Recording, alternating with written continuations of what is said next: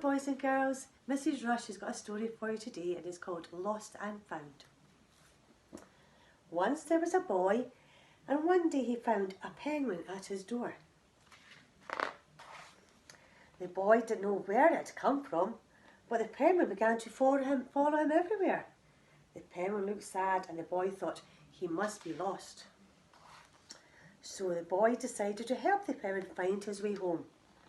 He checked the lost and found, but no one was missing a penguin. He asked some birds if they knew where the penguin came from, but they ignored him.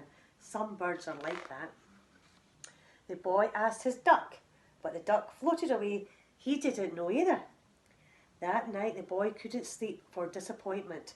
He wanted to help the penguin, but he didn't know how. The next morning he discovered that penguins come from the South Pole.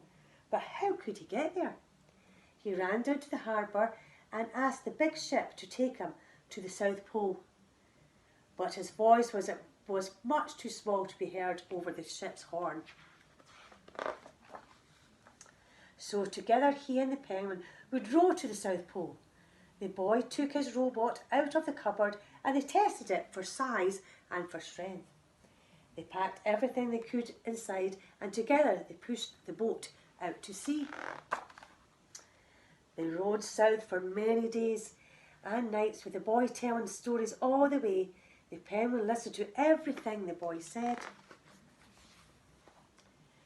They floated through the good weather and the bad weather when the waves were as high as mountains until they came to the South Pole.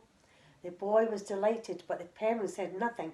Suddenly he looked very sad again, and the boy helped him out of the boat.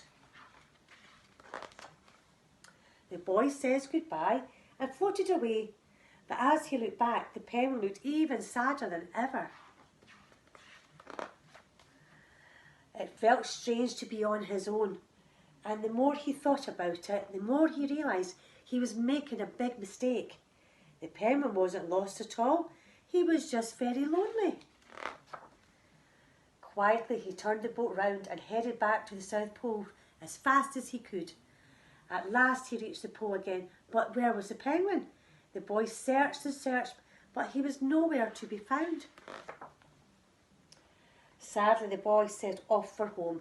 There was no point telling stories because there was no one to listen to him except the wind and the waves. But then the boy saw something in the water ahead of him. Closer and closer he got, until he could see the penguin. There he was, on his own. And so the boy and his friend went home together, talking of wonderful things all the way. Bye, boys and girls.